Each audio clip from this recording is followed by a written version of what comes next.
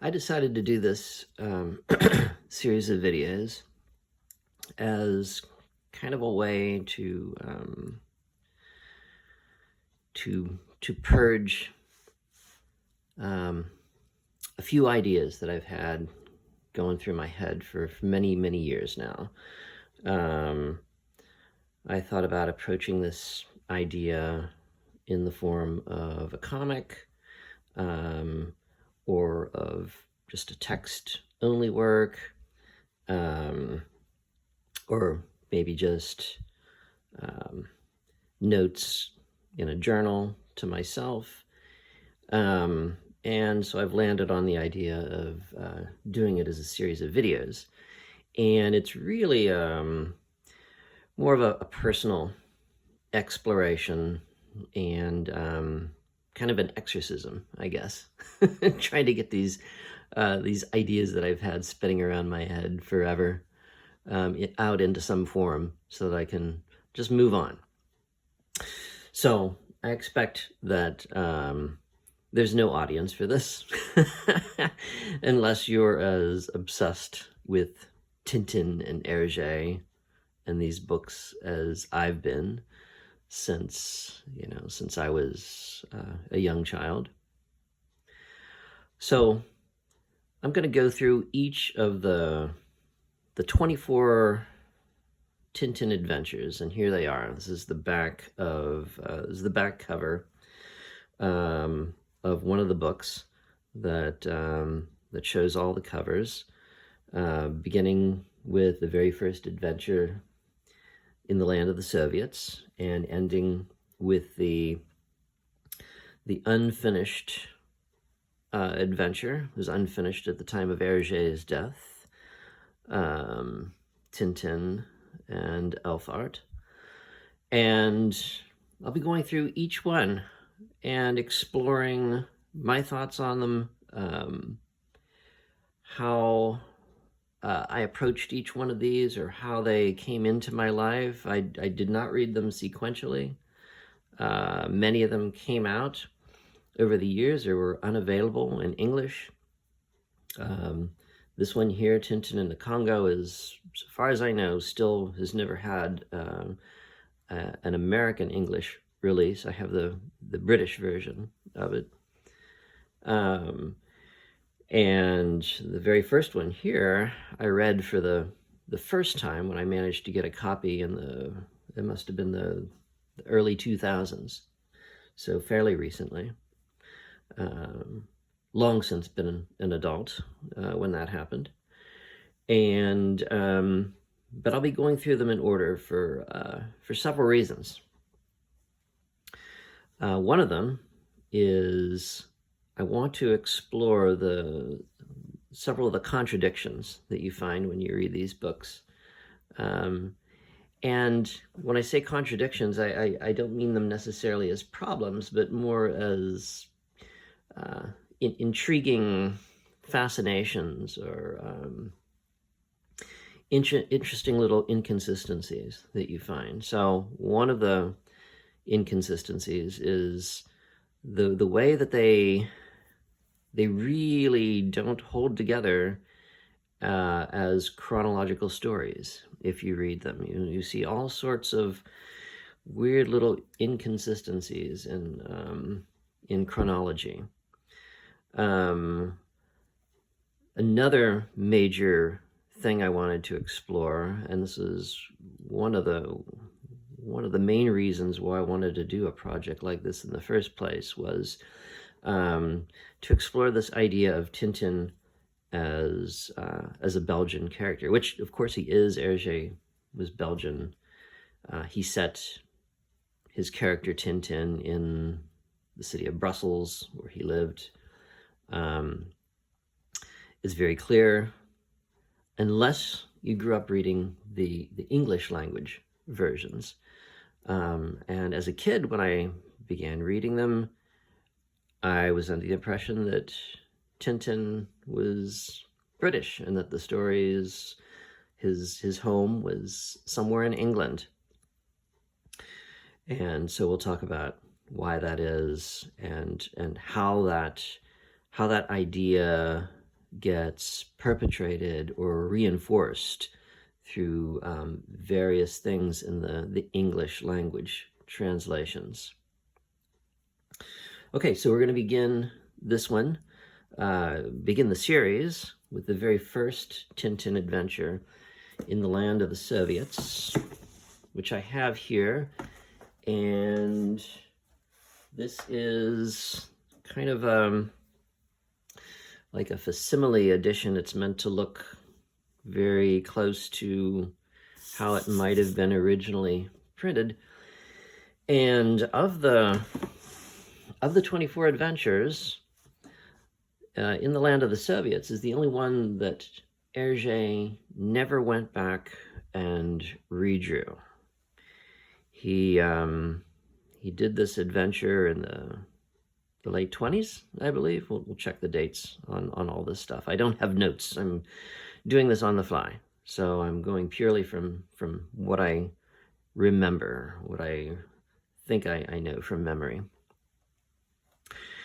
And all the other adventures, with the exception of the very last one, which he was not alive to finish, Hergé went back at some point and redrew. They ran originally in a newspaper that he worked for. He was a cartoonist and illustrator on a newspaper.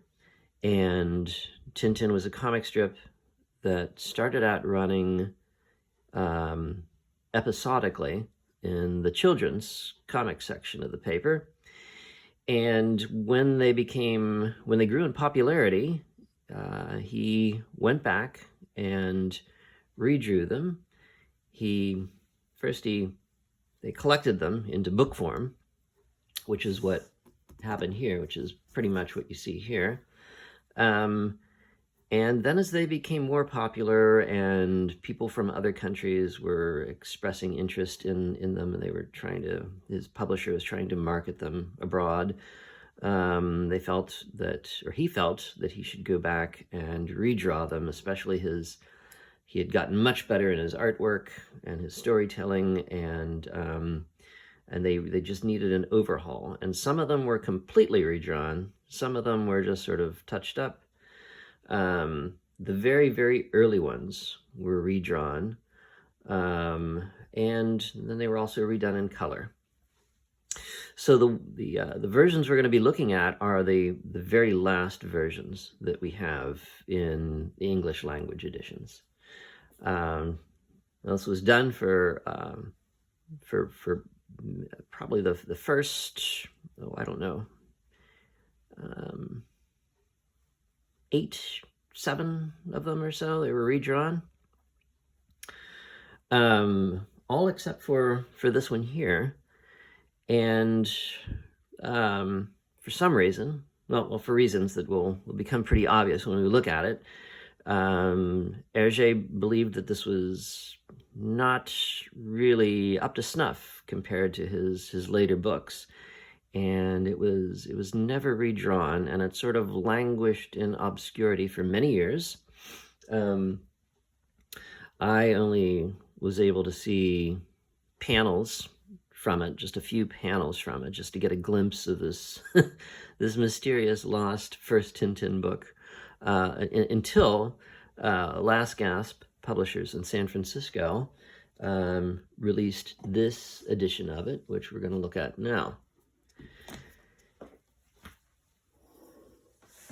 And as you can see right off the bat, Tintin and Snowy look very primitive compared to how we're later familiar with them, how we've become familiar with them. And we'll see that even in the first pages of the book, the drawing really improves throughout the book. So the first panels look very, very amateurish, and drawings are very childlike. And Hergé was very young when he did them, and not a child, but a young man, and just sort of beginning to really hone his craft. And by the end of the book, and this is a much larger book than a typical Tintin adventure. Tintin adventures usually run about 60-some pages, and this one checks in at 137 at the end. But by the last page, there's a very distinct improvement in his drawing ability, at least. Maybe not so much in the storytelling just yet. So we'll probably go through this one pretty fast. As I said, it's not the most, it's the worst of the Tintin adventures so far as sophistication goes in both the drawing and the storytelling. It's not a very pleasing read.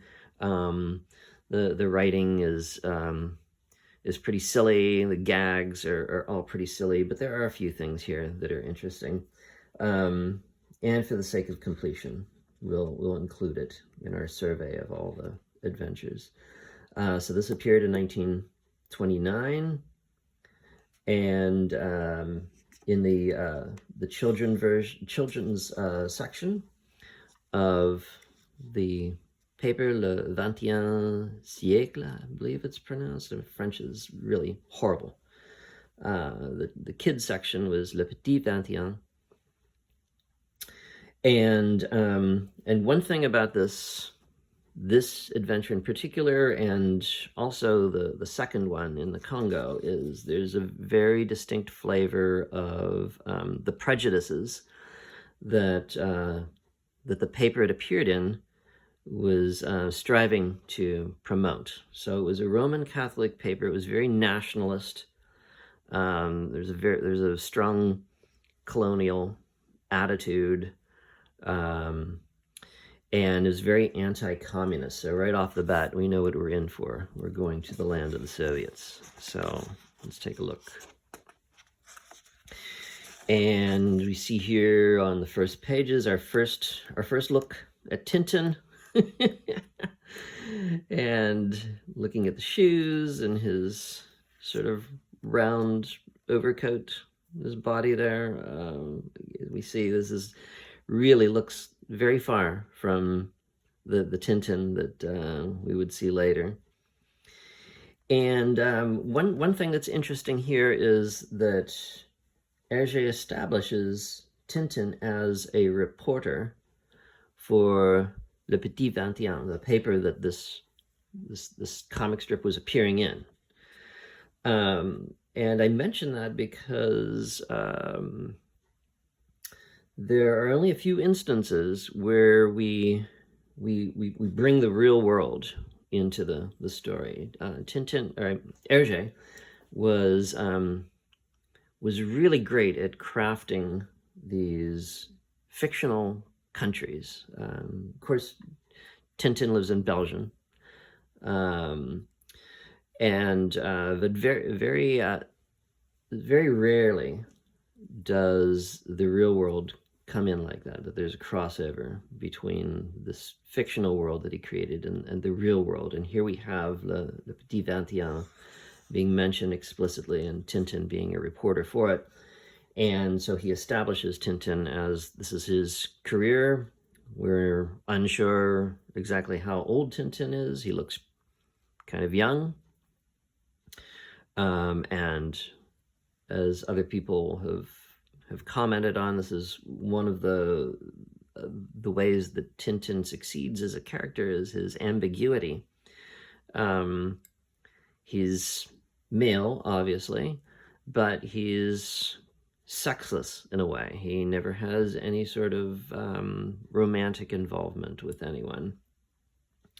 He could be anywhere from a teenager to a young adult. We're unsure. He has a job, ostensibly, as a reporter, but we rarely ever see him doing his job. This is one exception. This whole adventure is one exception. He's going out on the adventure in his role as reporter to report on the Soviet Union and its many crimes for his paper back home. And so let's continue on. There we have Snowy.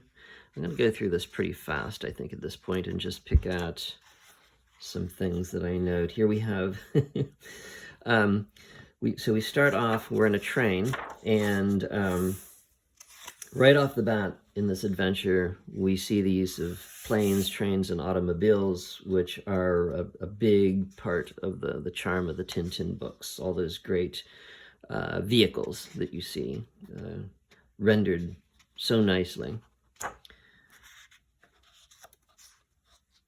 But again, the drawing is really, the angle in that car is kind of interesting, the movement that it shows, but the drawing is really not much to speak of. I love this. So I'll be pointing out, when I was growing up, so Tintin, Adventures of Tintin were kind of like my schooling for cartooning. And I picked up so many cartooning conventions and cliches from these books. And this is one of the ones that I really love, when somebody has been knocked out or dizzy, and we see the candles flying all around their head. Hergé was great at these cartooning conventions. Love the distortion of the vehicle to show it moving ahead very fast, and lots of crashes, lots of action on the front of the train. Another thing about this early adventure is we have 3 tiers, and Hergé moved into a 4 tier, so the pictures look a lot larger than we normally are used to in a book of Tintin. Somebody is eating a banana. I wonder if that banana peel is going to go on the ground and trip somebody. Oh, and sure enough, he's tripped on his own banana peel. This is another cartooning convention that I copied from Hergé, was people flipping up in the air, doing sort of like a cartwheel in the air when they slip on something on the ground. This isn't a good example of it here, but we see our first slip and flip up into the air. All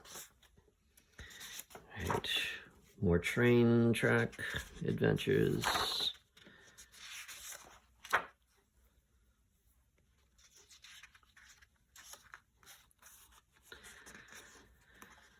Tintin showing that he can be violent.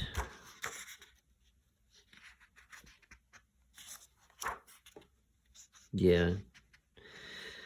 Even skimming through the story, you know, when I read this, I found the reading experience was very tedious as well. It's not a well-written story. The gags are pretty silly. I like this panel though.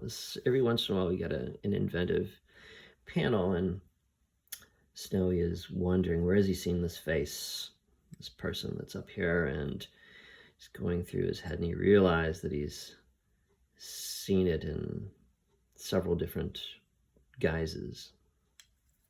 I just think that's a interesting little composition. It's not very well done, but it's kind of cinematic. You see this kind of thing in movies, or in early movies, old movies. There's another convention where Tintin gets in a fight. You often, the violence is often off stage. You know, there's some trouble starting here, and then we cut to outside the door, and the villain flies out the door.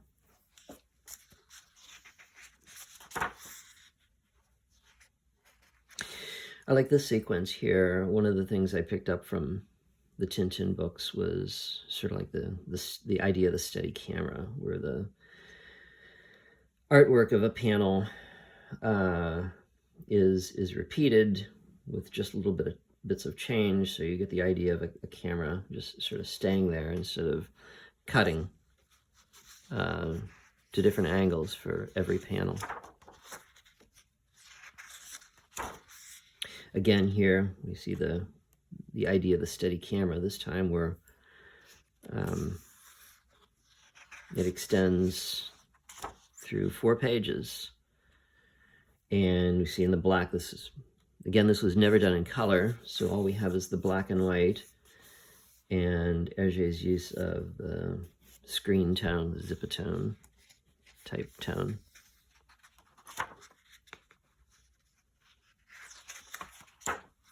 Gags and gags and gags. Here's, so the part of the one of the distinguishing feature of the style that Hergé developed, the clear line style, was you don't really get a lot of hatching for shading. There's no shading. Everything is very flat. The depth comes out in the color, which is one reason why these black and whites don't work quite as well as the color versions. But every once in a while, Hergé does have to do some hatching. And here we see the end of a tunnel. The tunnel is completely in darkness. I love these black panels with just word balloons. It's another kind of cliche that I use. We see the light at the end of the tunnel, and so he has to use some hatching to give a bit of shading to show the color, or the light at the end really fading into the blackness there. And we see this very rarely in his books, and it's usually done very effectively. Not so much there, but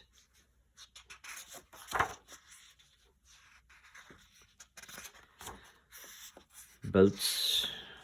You see, this is one thing about this adventure, is it's constantly moving. The story is not in the dialogue. The dialogue is pretty silly. We're constantly on the go, either in a boat, a plane, an automobile, train, lots of trains in this.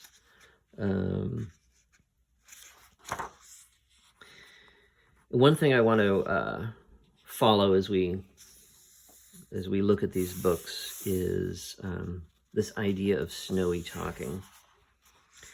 And right off the bat, the first adventure, Snowy has his own word balloons, and we don't really get the idea here that although Tintin does talk to him and Snowy responds, we don't get the idea that Tintin can actually hear what Snowy is saying.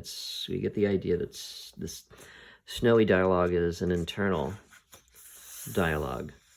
And in some of the books, that's sort of, it's kind of ambiguous whether Snowy is a talking animal, or Tintin can understand Snowy, alone of all animals. And then eventually it goes back to, this is just Tintin, or Snowy's internal dialogue, and he gets replaced eventually by Captain Haddock as Tintin's Dr. Watson, the person that he has to bounce ideas off of. And so Snowy's role in that diminishes in the later books. Okay, skip through these. Get the idea, more of the same. Here we go. So one of the things that we'll explore is there's been a lot written and said about the racism in Hergé's books, and you could say, some people excuse it as being, well, he was just showing other people in the way that Europeans typically portrayed them at the time, as a product of the time that he lived in. He did acknowledge that a lot of his early work had racist elements to them, and he tried to correct that. So however you want to think about that, it's there. If you read the Tintin books, that's one thing, is I want to share the things that I enjoyed as a kid with my own kids, and one of the things I've been wrestling with is how to talk to them about the way black folks are portrayed in these books, and similarly with other comics like Asterix. And here we have a very stereotypical portrayal of a couple of Chinese gentlemen, and they're here in their torture chamber with all these diabolical devices.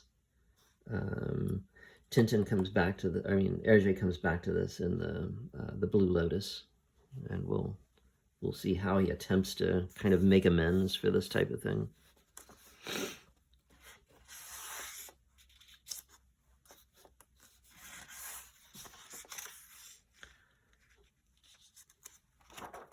It's interesting underwater with like we're in a tank looking at it.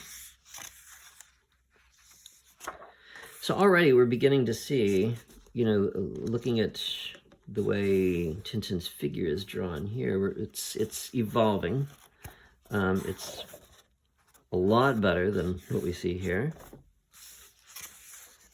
He's putting in the hours. Hergé is drawing this book, and that's actually a nice drawing there. I like that. Drawing lots of people in one panel or one scene is a very tedious and hard thing to do, and he does a pretty decent job there. So he's putting in the hours. He's getting better.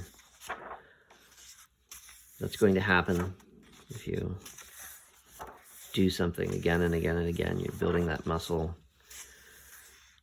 That's what I tell my students. You've just got to put in the work, put in the hours, and your drawing will improve.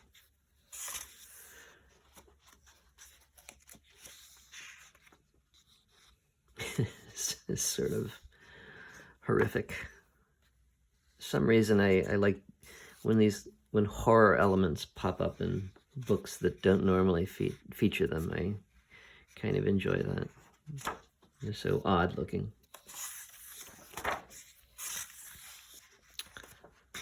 Okay. A lot of things from some of these scenes, we'll see echoes of them later. Yeah, so the explosives blowing up, and Snowy is caught in the middle of this explosion and ends up completely covered in bandages. Of course, it doesn't kill him. He just ends up all singed. And here's one thing coming up. So we're in a plane, and Tintin discovers that his propeller has been wrecked. So what's he going to do? He takes out a pocket knife, and he begins cutting down a tree with his pocket knife. And we see eventually he does it. And then he begins carving a propeller out of the tree trunk. And by the next day, he's got it on the plane, and it works. And there's a scene in The Cigars of the Pharaoh that just reminds me of his ingenuity with his pocket knife. We'll see that later.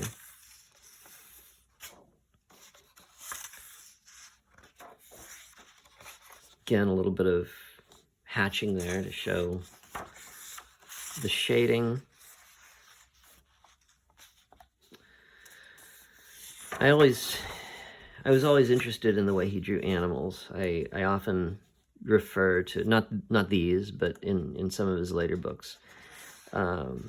He had a way of really finding the simple way of drawing something and capturing something about their essence. And I found that's true with the way he drew animals.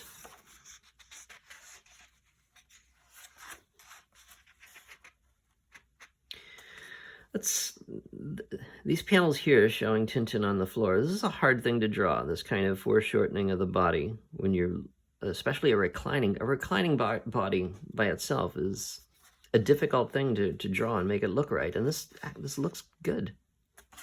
So he's coming a long way in his drawing. This is another cartoon convention that doesn't make sense anymore because nobody wears detachable collars. But you see this, you see this up through even the Warner Brother cartoons. Somebody would get into a fight and they'd end up all bruised and their detachable collar would be sticking out. I love that. It doesn't make any sense anymore. Nobody would understand, what is that thing? But I don't know. And we're nearing the end. And finally, look at this train compared to the one we saw at the beginning. Where was it? Well, this train is a wreck, of course, but it's so much better. And now we see on the sign he's heading back to Brussels. And here we are. He makes his way into the center of the old city. I went there once. I forget what this is. The Grand Place, something like that. I can't remember what it. I'm probably confusing it with somewhere in Paris. And here we have his hero's reception at home. Okay. And that includes Tintin, the Land of the Soviets.